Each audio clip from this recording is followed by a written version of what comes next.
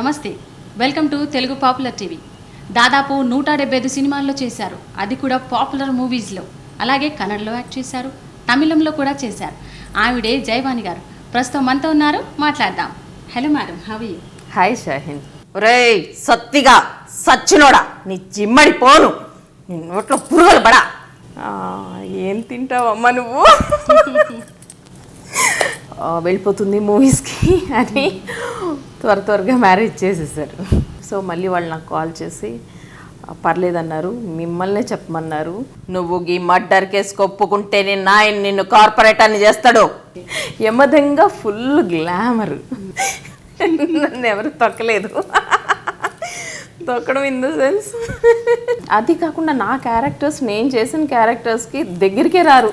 నేను ఒక్కొక్క సార్ నేనే అంటే నాకు కొంచెం ఊహ వచ్చిన తర్వాత నేను బాబ్డ్ హెయిర్ నాకు వద్దు, నాకు హెయిర్ కావాలి.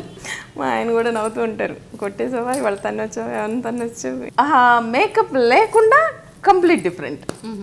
అది ఎవరో చెప్తే తను మూవీస్లో చేస్తుంది అంటే వాళ్ళు అది క్లియర్గా చూసి కాదు రియల్గా నిజంగా నేను ఆ మూవీ కనుక చెయ్యకపోయి ఉంటే చాలా ఆర్టిస్ట్గా చాలా కోల్పోయి ఉండేదాన్ని. తెలుగు పాపులర్ టీవీ ప్రేక్షకులకి అందరికీ నమస్కారం. సో నైస్ అండి. మేడం, మీ పేరెంట్స్ గురించి, ఫాదర్ ఏం చేస్తుంటారు? Father one of the BHL employee, mother కూడా జాబ్ హోల్డర్ ఆవిడ. సో మేము సిస్టర్ అండ్ మీ. ఓకే, ఇద్దరం. సిస్టర్ ఏం చేస్తుంటారు? సిస్టర్ తను యుఎస్లో ఉంటుంది, తను జాబ్ చేసుకుంటుంది with her family. She is very happy. Okay, అంటే సాఫ్ట్వేర్ సైడ్ అండి? తను సాఫ్ట్వేర్ సైడ్, నేనేమో ఇటు జంప్ అయ్యాను. ఎలా మేడం, అంటే సపోర్ట్ ఎవరున్నారు ఇంట్లో? అలాగే ఎలా మీకు ఛాన్స్ వచ్చింది మూవీస్లో?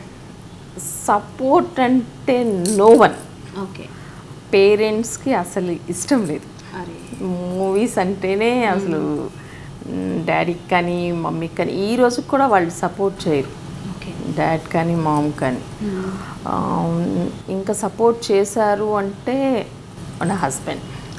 Yeah, he's so cute. Marriage అప్పుడే నేను అడిగి ఈ ఇండస్ట్రీ అంటే నాకు ఇష్టం, so I wanted to do these అంటే ఆయన అగ్రీ అయ్యారు. హీ స్టిల్ ఆ మాట మీదే ఉన్నారు.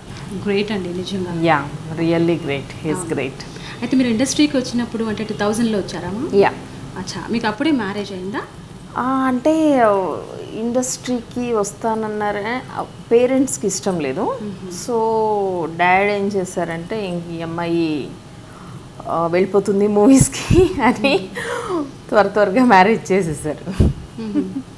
సో తన్ని అడిగి నేను తన దగ్గర పర్మిషన్ తీసుకుని I stepped in to this.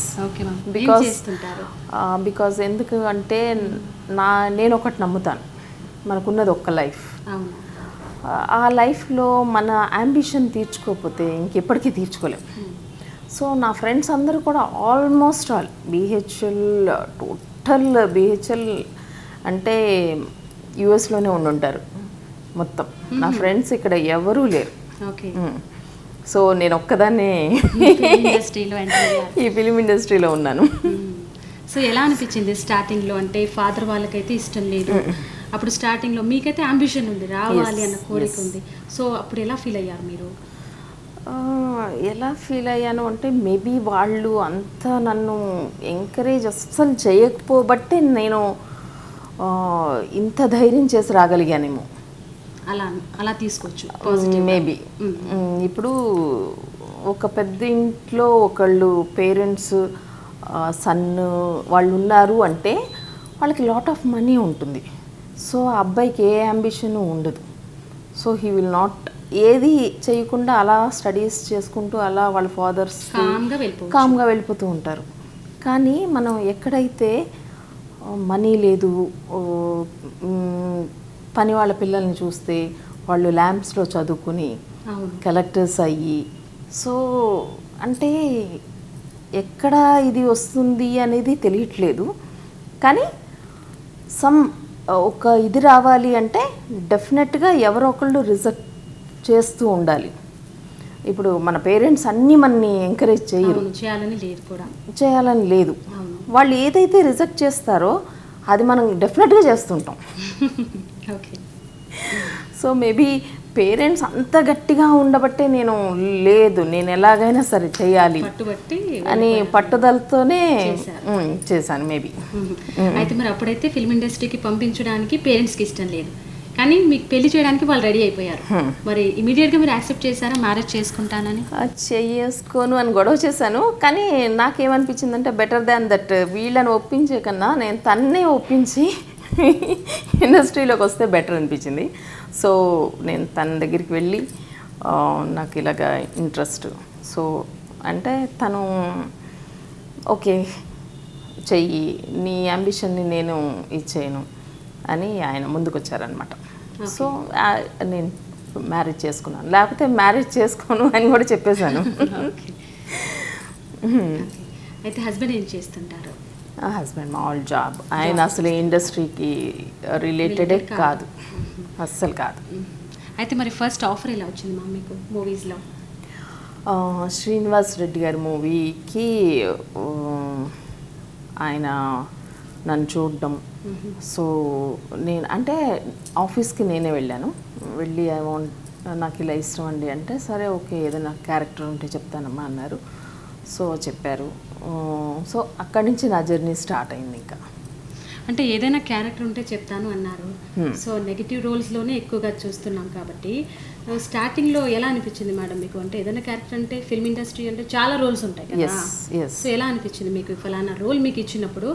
ఎలా అసలు యాక్చువల్గానమ్మా అది ఒక్కసారే వచ్చేసింది కాదు నాకు, ఒక్కసారే విలనీ క్యారెక్టర్ వచ్చేసింది కాదు. అది డిఫరెంట్ క్యారెక్టర్స్ చేసుకుంటూ ఆ షేడ్స్ చేసుకుంటూ వస్తూ అలా చిన్న క్యారెక్టర్స్ చేసుకుంటూ వస్తుంటే ఒక లైన్లోకి వచ్చానన్నమాట. సో అది విక్రమార్కుడు అప్పుడు నాకు ఫస్ట్ టైం నేను అంత గట్టిగా అరవడం కానీ అంత ఫైటింగ్ చేయడం కానీ ఆ సీన్స్.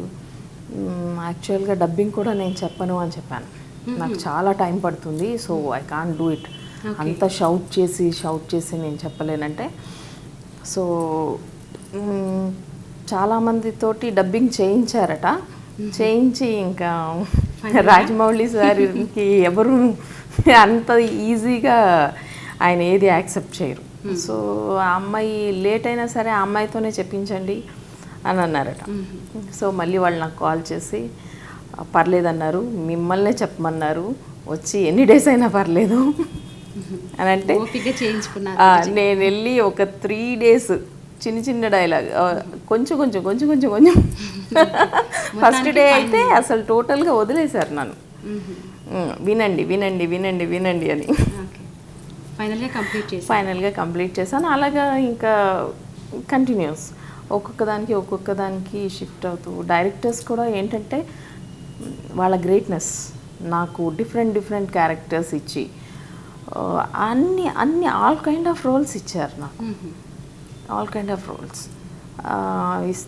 అది గాడ్స్ క్రేజ్. ఎందుకంటే ఒక యాక్ట్రెస్కి అలా రావటం కూడా చాలా కరెక్ట్, ఎందుకంటే అన్ని రోల్స్ మీరు చేశారు కాబట్టి. ఒక వదిన చేసేయచ్చు, ఒక వదిన లాగా, ఒక పిన్ని లాగా, ఒక సమ్ మదర్ లాగా, ఏదైనా సరే క్యారెక్టర్స్ చేయొచ్చు. కానీ నాకేంటంటే ఫస్ట్ నుంచి కూడా డిఫరెంట్ క్యారెక్టర్స్. ఆల్మోస్ట్ ఆల్ ఎలా ఉంటుంది అంటే ఒక మూవీలో నేను ఒక షేడ్లో కనపడితే ఇంకో మూవీలో ఇంకో షేడ్లో కనపడతాను. అసలు చాలామందికి ఈ జయవాణినే, ఈ మూవీలో జయవాణినే ఈ అమ్మాయి, ఈ మూవీలో జయవాణినే ఈ అమ్మాయి అని తెలియదు.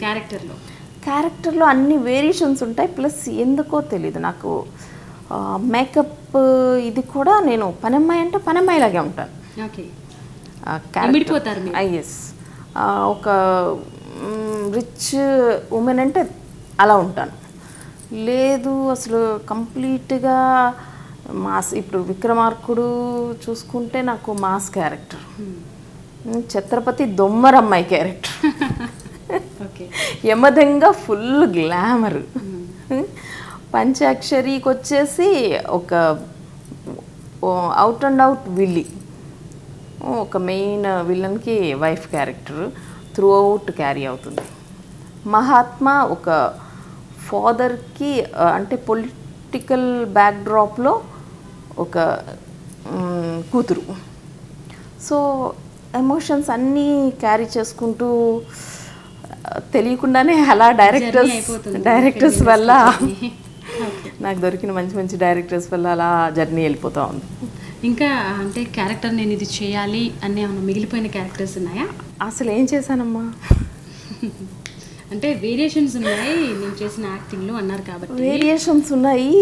మేబీ ఇంకా ఒక ప్లేస్మెంట్ అంటూ రాలేదు ఇంకా నాకు తెలిసి.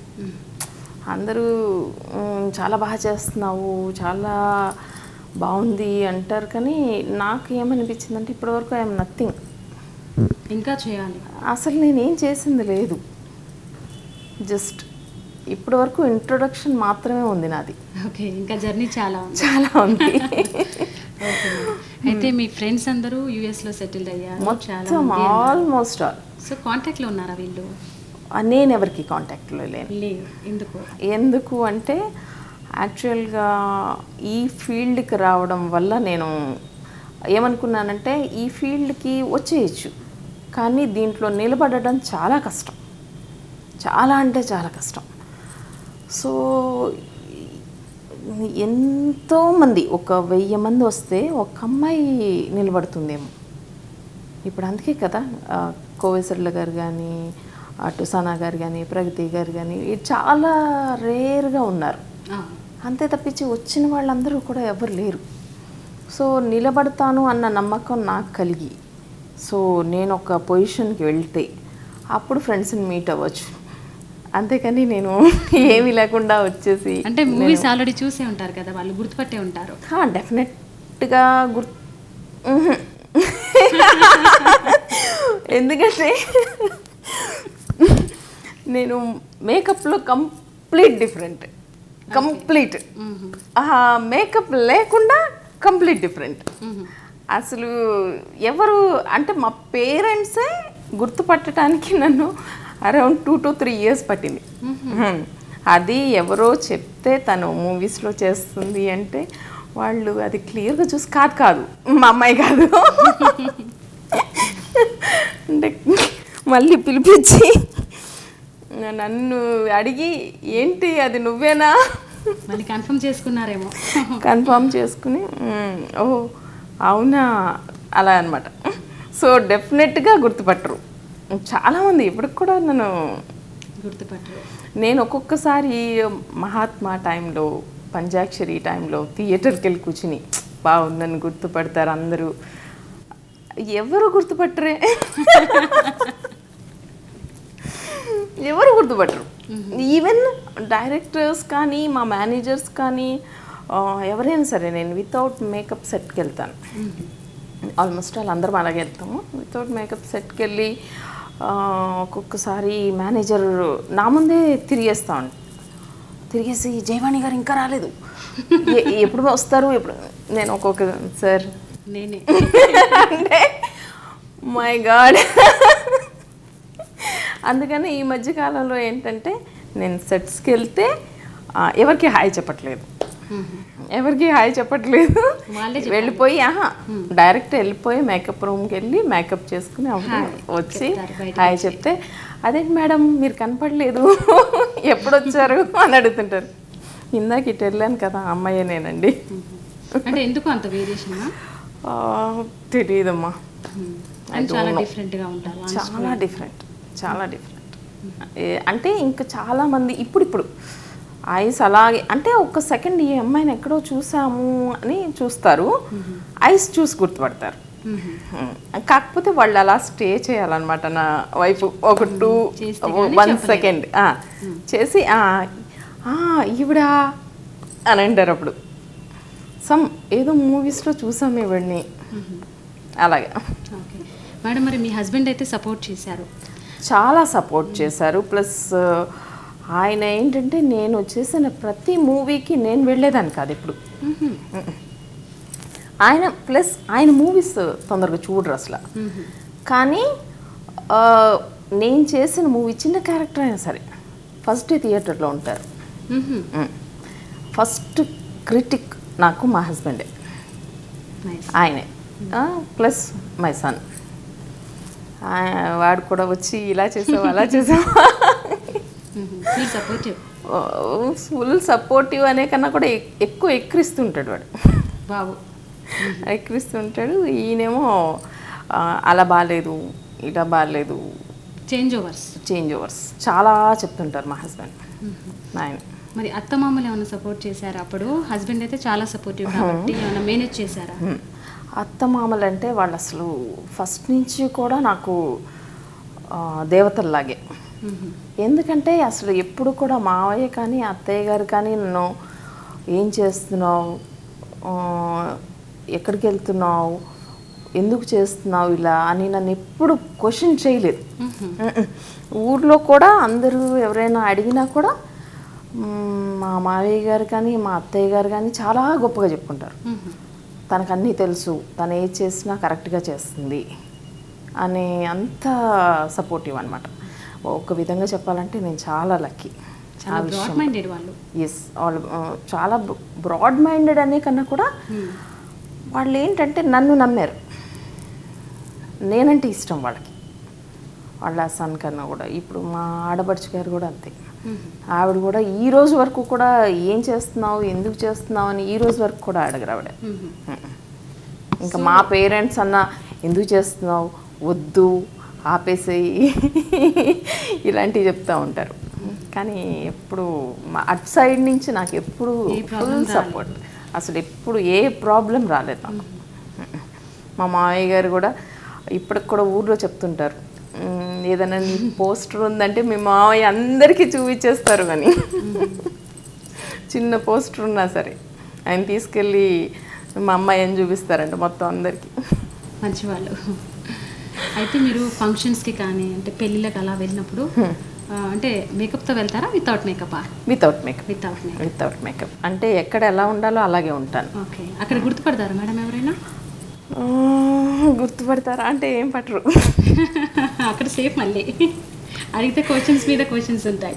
అంటే కొంతమందికి తెలిసిన వాళ్ళు ఫలానా వాళ్ళు కోడలు చేస్తుంది అంటే so they will come near by and they will be asking me.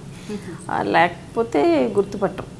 అది కాకుండా నా క్యారెక్టర్స్, నేను చేసిన క్యారెక్టర్స్కి దగ్గరికే రారు ఆ మూవీస్ చూసి.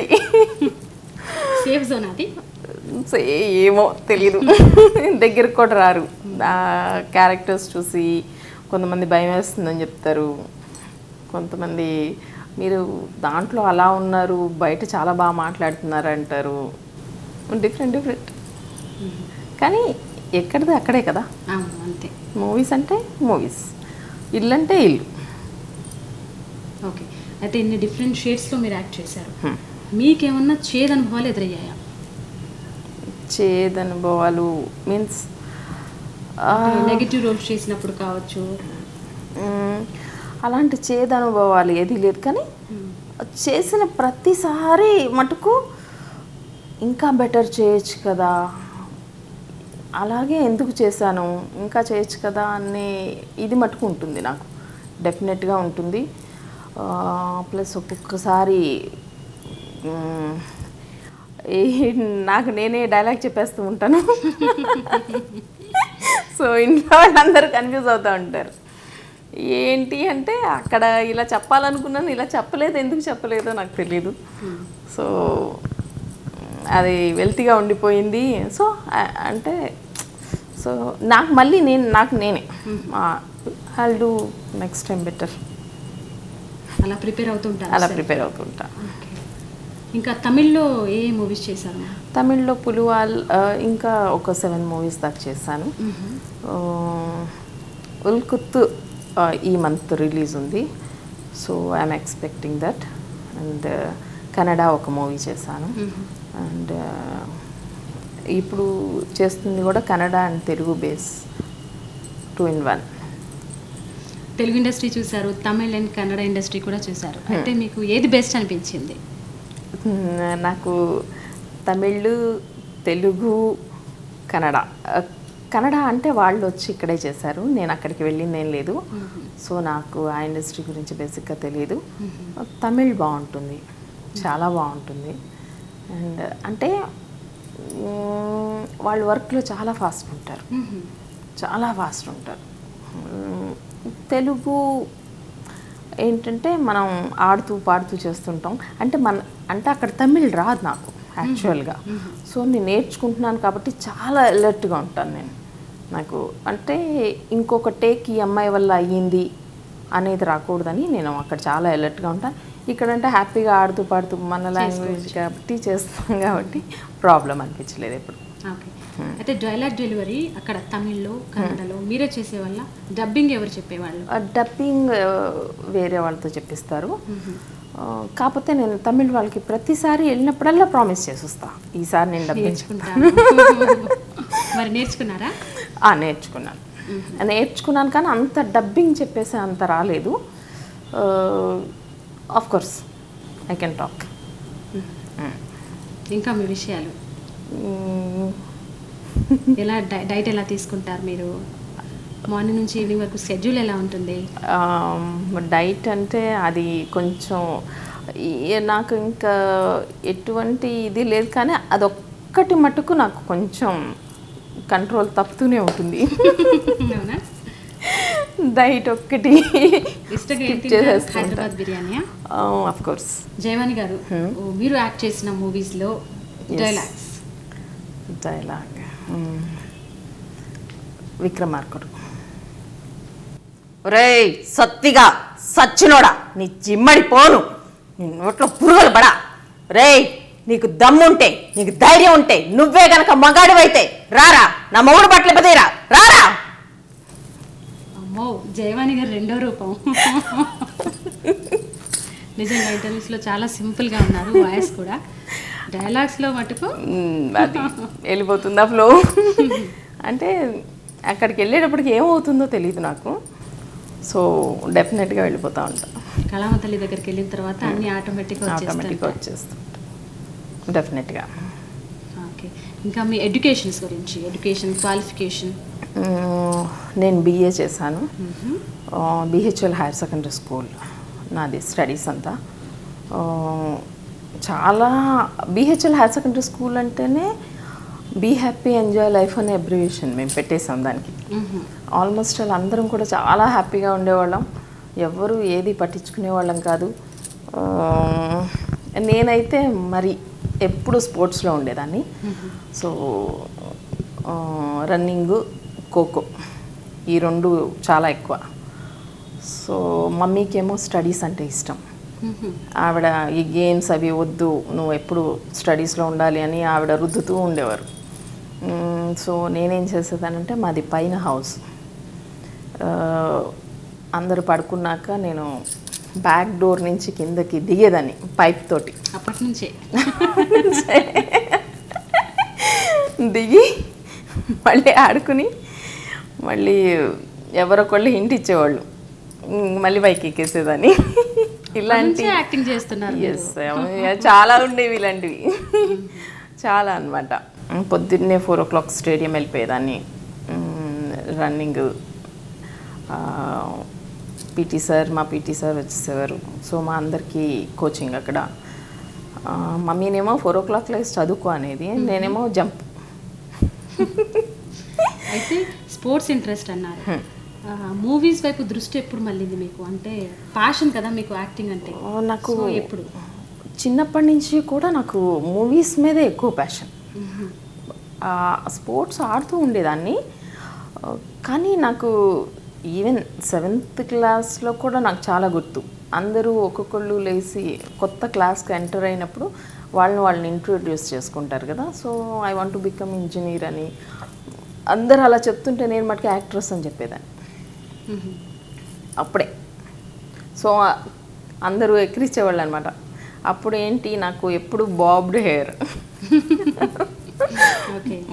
హెయిర్ ఉండేది. సో కొంచెం బ్లాక్గా ఉండేదాన్ని. సో అందరూ ఎక్కిరిస్తూ ఉండేవాళ్ళు, నువ్వు యాక్ట్రెస్ ఒకసారి ఫేస్ చూసుకున్నావా?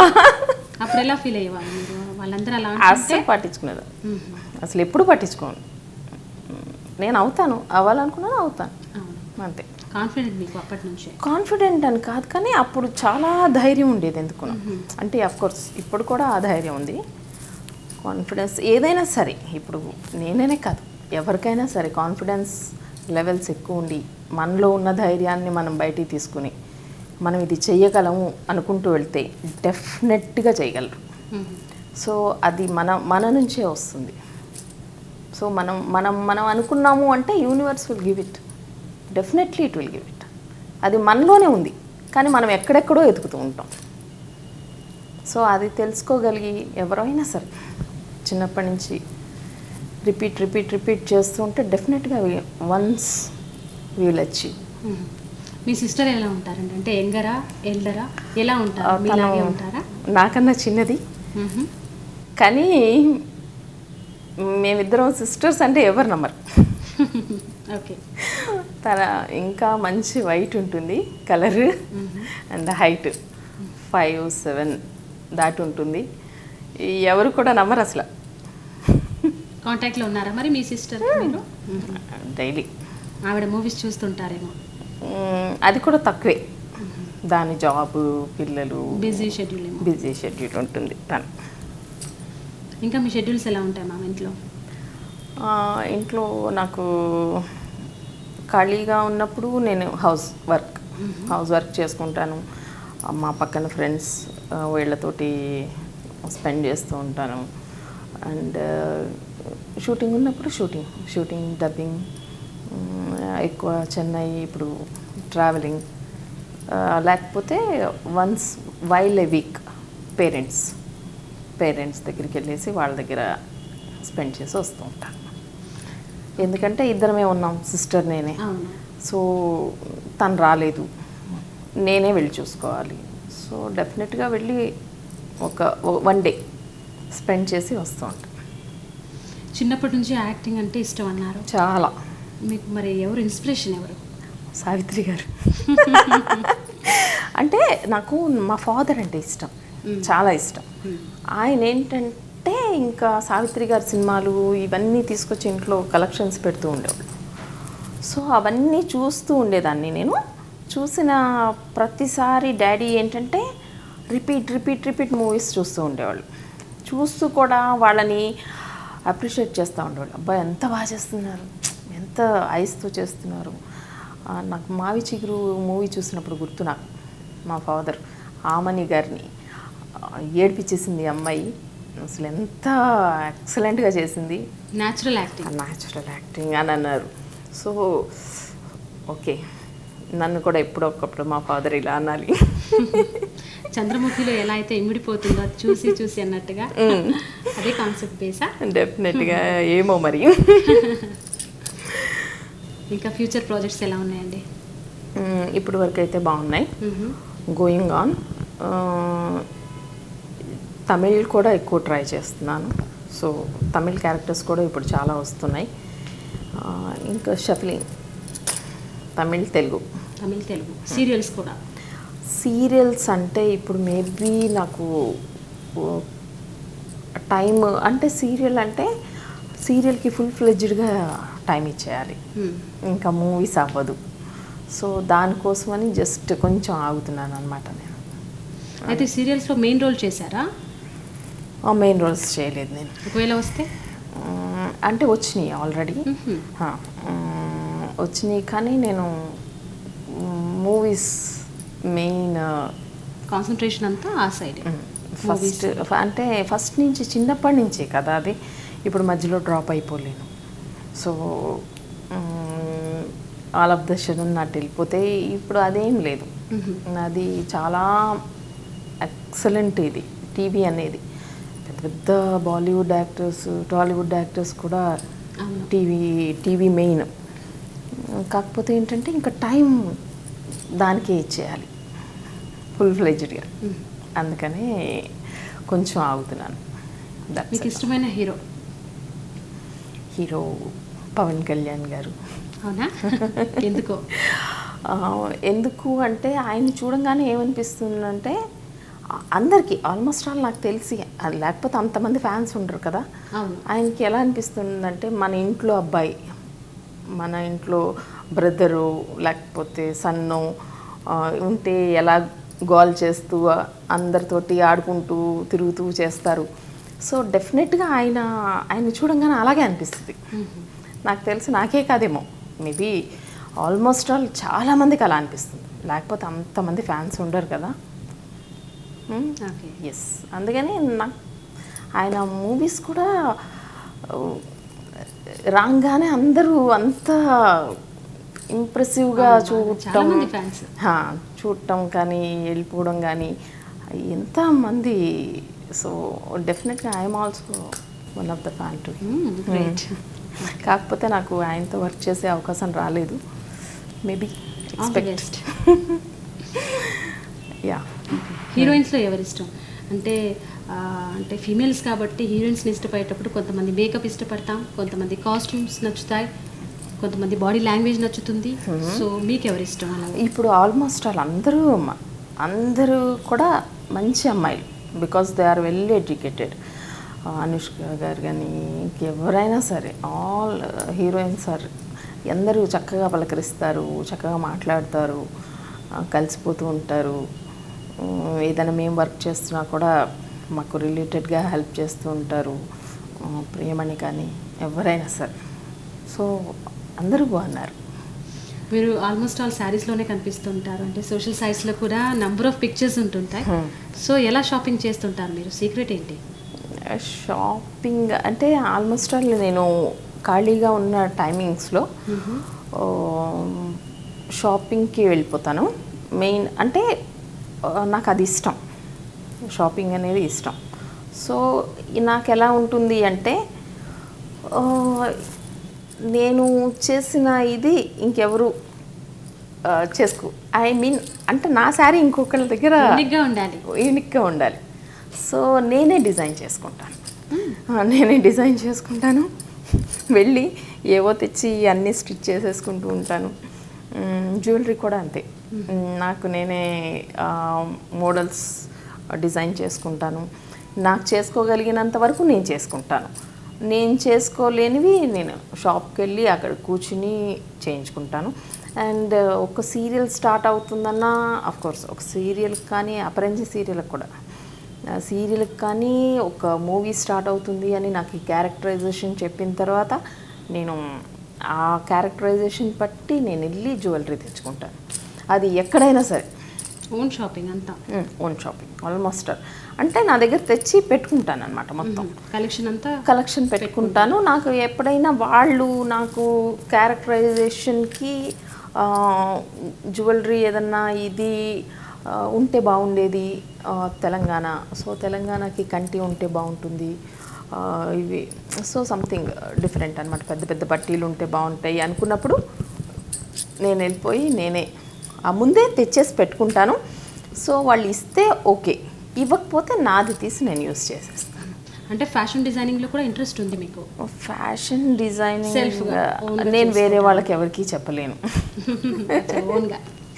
జస్ట్ నా వరకు నేను, అంటే నా బాడీ లాంగ్వేజ్ నాకు తెలుస్తుంది కాబట్టి. ప్లస్ అది కాకుండా నాకు ఎందుకో తెలీదు, నాకు ఈరోజు సూట్ అయింది రేపు సూట్ కాదు,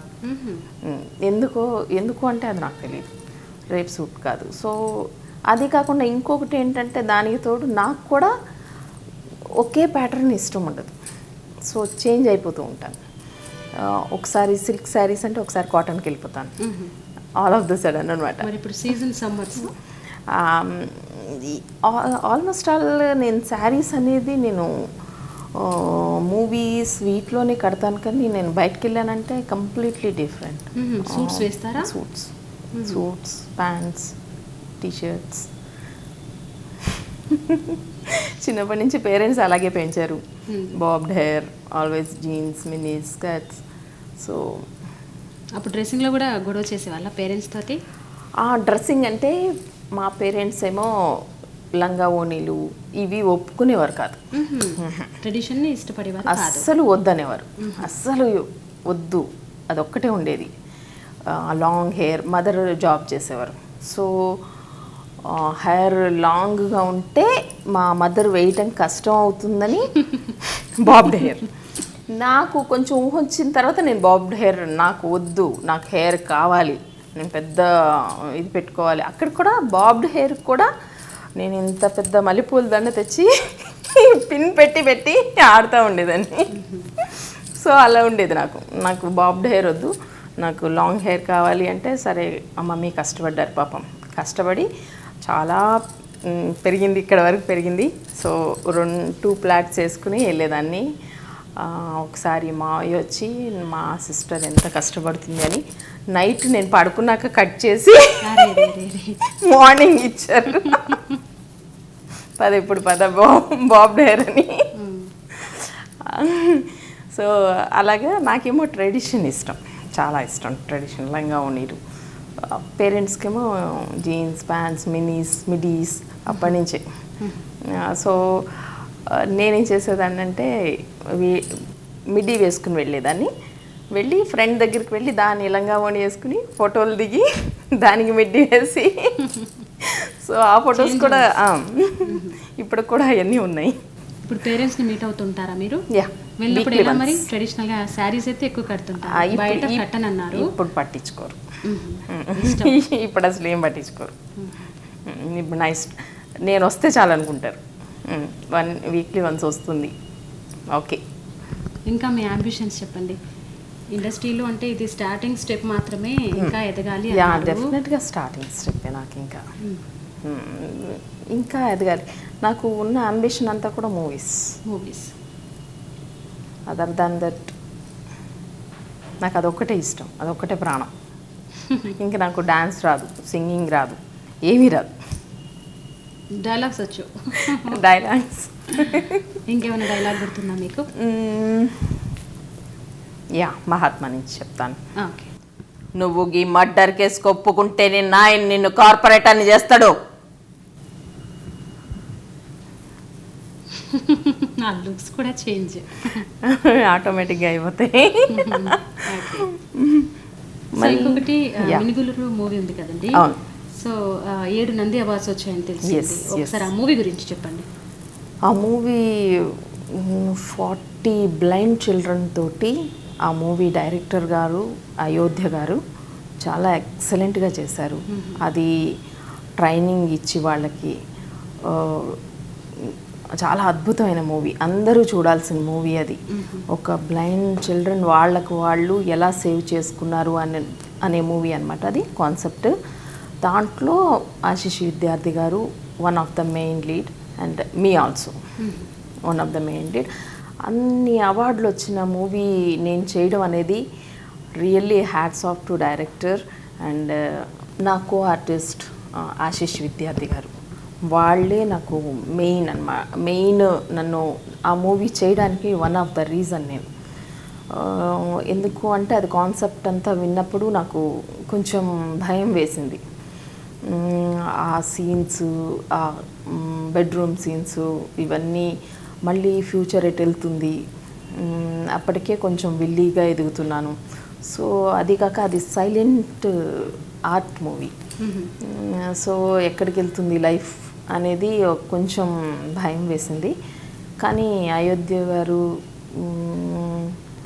ఆశీష్ విద్యార్థి గారు ఏం చెప్పారంటే, ఆయన వాణి మళ్ళీ ఇలాంటి మూవీస్ రావు యాక్ట్రెస్కి, నువ్వు చేయకపోతే మిస్ అవుతావు డెఫినెట్గా అని చెప్పారు. సో నేను కూడా ఆలోచించాను, అంత పెద్ద వ్యక్తి ఆ మొక్క చెప్పారు అంటే ఎంతో ఇదితోనే చెప్పుంటారు కదా అని చెప్పేసి నేను కూడా యాక్సెప్ట్ చేశాను. రియల్గా నిజంగా నేను ఆ మూవీ కనుక చెయ్యకపోయి ఉంటే చాలా ఆర్టిస్ట్గా చాలా కోల్పోయి ఉండేదాన్ని యాక్ట్రెస్గా. Okay, yes. జయవాణి గారు, మరి కో ఆర్టిస్ట్ల గురించి చెప్పండి. కో ఆర్టిస్ట్ల గురించి అంటే, నేను ఈ విల్లీ క్యారెక్టర్స్ చేస్తున్నప్పటి నుంచి ఎక్కువ విలన్స్తోనే నా క్యారెక్టర్ ఉంటుంది. మేబీ అక్కడ 30 విలన్స్ ఉంటే నేను ఒక్కదాన్ని అమ్మాయిని.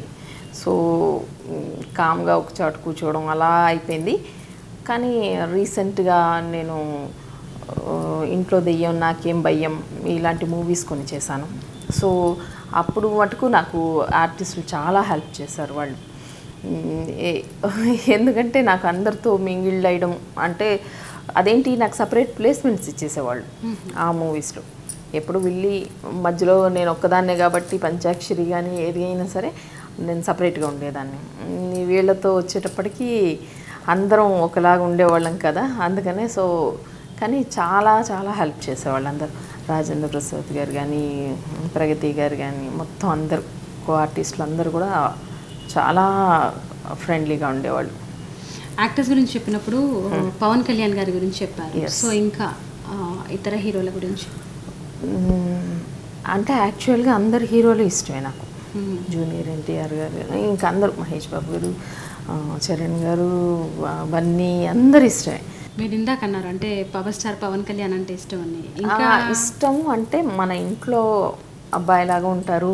మళ్ళీ ఇంకా ఉన్న హీరోస్ అందరూ కూడా ఆల్మోస్ట్ ఆల్ అలా ఫ్రెండ్లీగానే ఉంటారు, చాలా మింగిల్ అవుతారు. చాలా జూనియర్ ఎన్టీఆర్ గారు కానీ, మహేష్ బాబు గారు కానీ, ఎవరైనా సరే ఆర్టిస్టులతోటి చాలా బాగుంటారు, చాలా రిజర్వ్డ్గా ఉంటారు. సో ఒక్క హీరో అని చెప్పలేం, ఆల్మోస్ట్ అలా అందరు హీరోస్ మాకు ఇష్టమే. ఓకే, అయితే మీరు చాలా మూవీస్లో యాక్ట్ చేశారు, ఇంకా యాక్ట్ చేయాలని ఉంది, ఇది ఫస్ట్ స్టెప్ మాత్రమే అన్నారు. సో ఇన్ని రోజుల్లో మిమ్మల్ని ఎవరైనా తొక్కేశారా? నన్ను ఎవరు తొక్కలేదు. తొక్కడం ఇన్ ద సెన్స్ అంటే అవమానపరిచినట్లు కావచ్చు, ఎలాగైనా అంటే ఆ సిచ్యువేషన్ మీకు అలా అనిపించిందా? అలే వీళ్ళు నన్ను డౌన్ చేస్తున్నారే అన్నట్టుగా? లేదురా, అస్సలు అలా ఎప్పుడూ లేదు. కాకపోతే నేనే భయపడుతూ ఉంటాను. ప్రతి మూవీలో ప్రతి డైరెక్టరు ఆ హీరోని తన్ను, ఆ విలన్ని తన్ను ఇలా కొట్టిస్తూ ఉంటారు. ఎప్పుడో నన్ను అందరూ ముసుకేసి కొట్టేస్తారు. మా ఆయన కూడా నవ్వుతూ ఉంటారు, కొట్టేసావా ఇవాళ తన్నొచ్చావు, ఎవరిని తన్నొచ్చు, ఎవరో ఎప్పుడో నేను బాగా కొడతారు అని ఏడిపిస్తూ ఉంటారు. నాకు అలాంటి అనుభవాలు ఏవీ లేవు. కానీ కొట్టంగానే సారీ చెప్పేస్తాను నేను. అది నేను కావాలని కొట్టింది కాదు కదా, డైరెక్టర్ గారు చెప్తే చేస్తాం అంతే. సో వాళ్ళ మీద నాకు వ్యక్తిగతంగా ఎటువంటి ఇది ఉండదు కాబట్టి సో నేను సారీ చెప్తాను. వాళ్ళు కూడా పర్లేదు అంటారు, మరి లోపల ఏముంటుందో నాకు తెలీదు, కానీ బయటికి మటుకు పర్లేదు అంటారు. మహాత్మా టైంలో మటుకు శ్రీకాంత్ గారు ఏం తింటావమ్మా నువ్వు అంటే ఆయన్ని 6 feet లెగ్సి ఇక్కడ తన్నాలి. అది ఫీట్ మీరు ఎగ్రి చేశారా? రియల్ ఫీట్ చేశాను. అంటే నిజంగా చెప్పాలి అంటే ఆ రోజు నాకు ఫస్ట్ డైరెక్టర్ గారు చెప్పారని చేసేసాను, కానీ అది అక్కడి నుంచి నేను పడిపోయేదాన్ని. మా ఫైటర్స్ వాళ్ళందరూ నన్ను హెల్ప్ వెంటనే పట్టుకున్నారు. So I saved because of them. తర్వాత వాళ్ళు ఈజీ మెథడ్స్ చెప్తారు, ఇలా చేయాలి ఇలా చేయాలి. సో ఐ డిడ్ ఇట్ అనమాట. So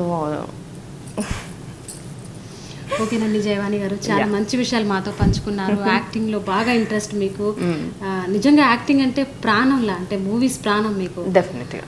wish you all the very best అండి. ఇంకా మీకు మంచి అవకాశాలు రావాలని మేము కోరుకుంటున్నాము. Thank you very much. Thank you అండి. మీ టీవీ ప్రేక్షకులందరికీ కూడా మరోసారి నా ధన్యవాదాలు తెలుపుకుంటూ నమస్కారం. హాయ్, నేను ఆమ్ని. తెలుగు పాపులర్ టీవీని యూట్యూబ్లో సబ్స్క్రైబ్ చేయండి. Thank you.